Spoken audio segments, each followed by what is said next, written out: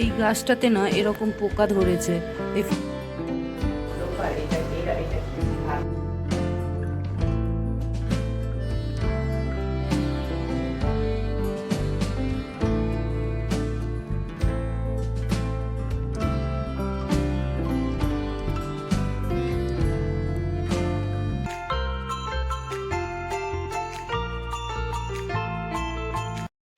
Hello viewers, সবাই কেমন আছেন?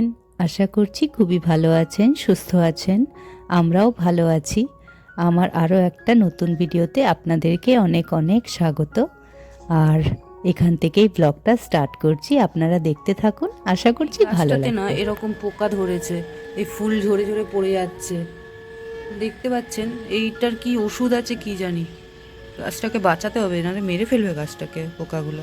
এত সুন্দর গাছটা আমার, কিন্তু এই পুরো ডালগুলোতে এরকম হয়ে গেছে। শুধু এই গাছেই হয়েছে, অন্য কোনো গাছে হয়নি।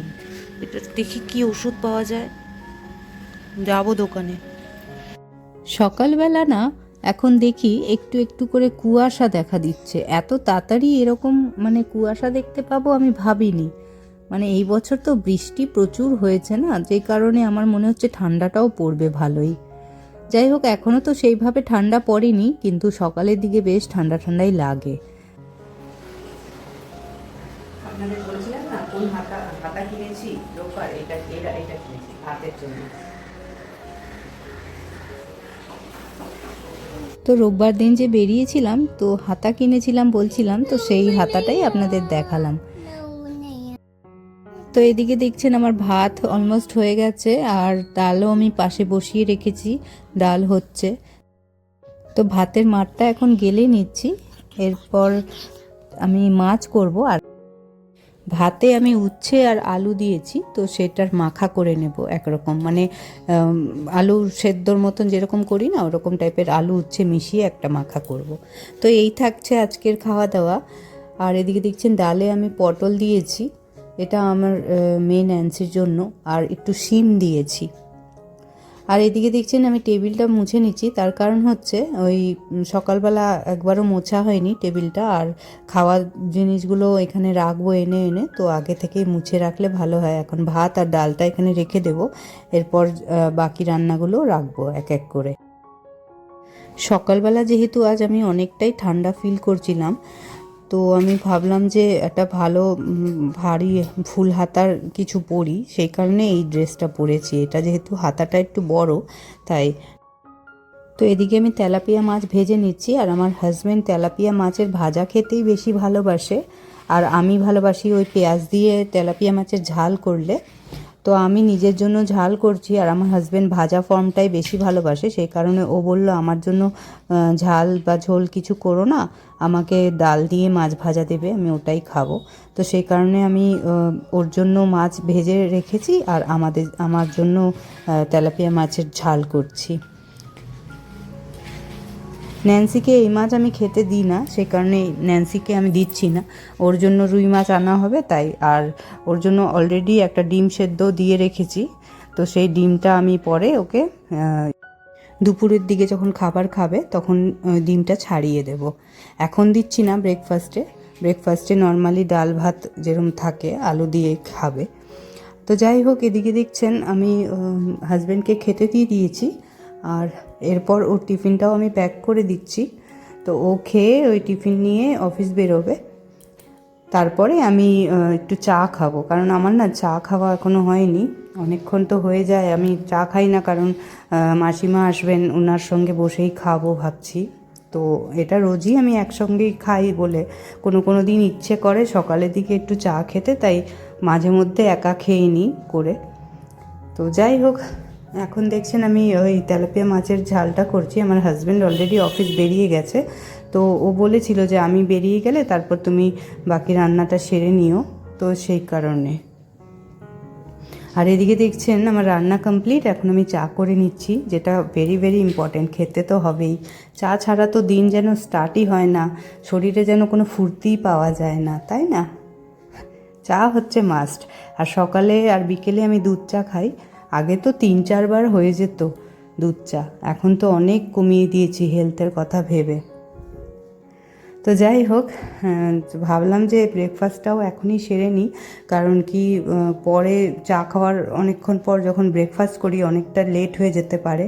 তো একেবারে ব্রেড সেঁকে নিচ্ছি, তাতে একটুখানি বাটার দিয়ে একটুখানি ব্রেড টোস্ট করে নিচ্ছি আর চায়ের সাথে খাবো। আর মাসিমাকে ওই দিচ্ছি ব্রেকফাস্টে, ওনাকে রোজ আমি ব্রেকফাস্টে কিছু না কিছু দিয়েই থাকি, তো আজকে এটাই দিচ্ছি আর সাথে 2টো বিস্কিটও থাকবে। তো চা খাওয়া হয়ে গেছে, ব্রেকফাস্ট করা হয়ে গেছে, এখন চলে এসেছি কয়েকটা বাসন জমে আছে তো সেগুলোকে ধুতে। আর আমার মেয়ে ন্যান্সি এখন ভাত খাচ্ছে। ও অ্যাকচুয়ালি না 2-3বার ভাত খায়, মানে আমি প্রথম যখন ওর মুখে ভাত হয়েছিল তখন ডাক্তার কয়েকবার দেখিয়েছিলাম যে ওকে কি খাওয়ানো যাবে কি খাওয়ানো যাবে না সেই নিয়ে।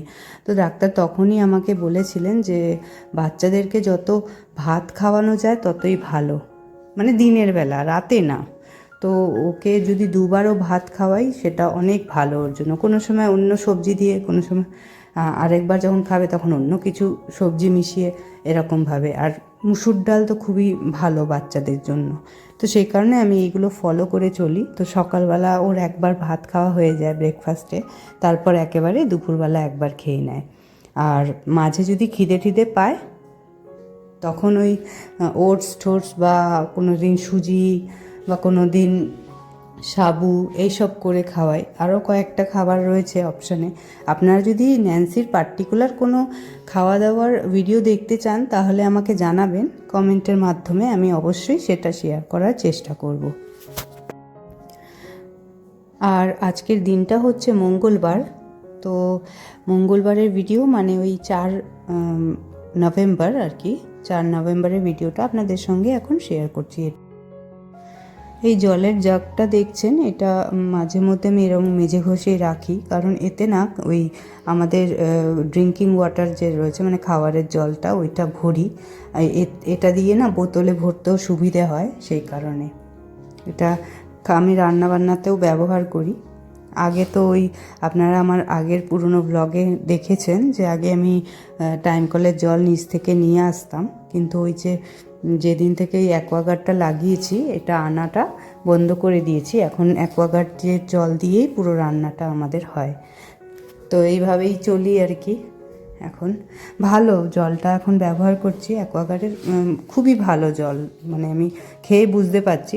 প্রথম যখন খাচ্ছিলাম বাবারে বিশাল খিদে পেয়ে যেত, মানে হজম শক্তি বাড়িয়ে দেয় মনে হয়, জানি না, খিদে পেয়ে যেত, থেকে খিদে পেত। এই জলটা খুবই ভালো, এটুকু বুঝতে পারলাম।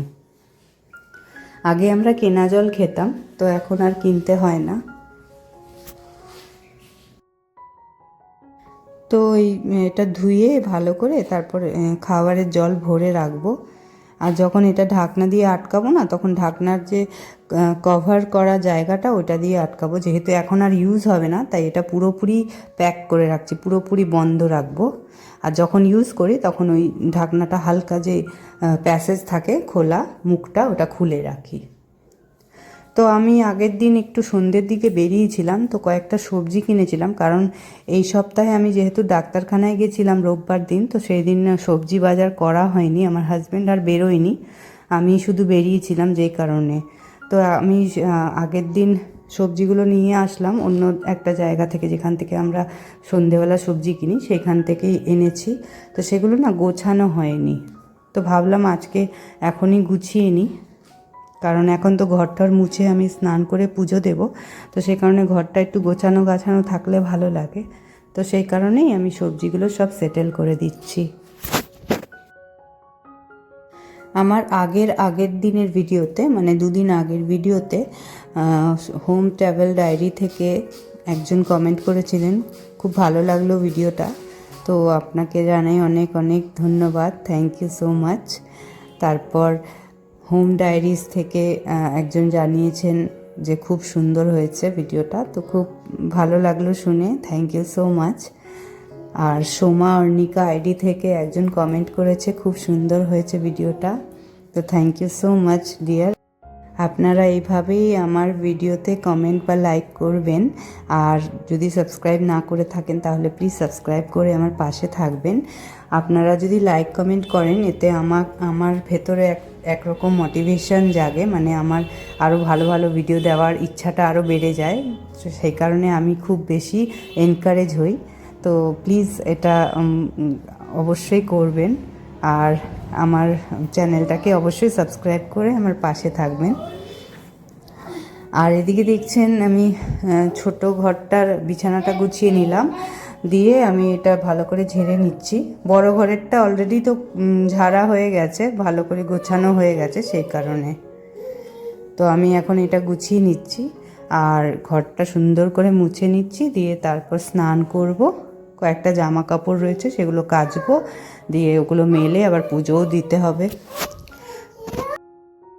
তো আমার এই ভিডিওটা আপনাদের কেমন লাগলো অবশ্যই আমাকে জানাবেন।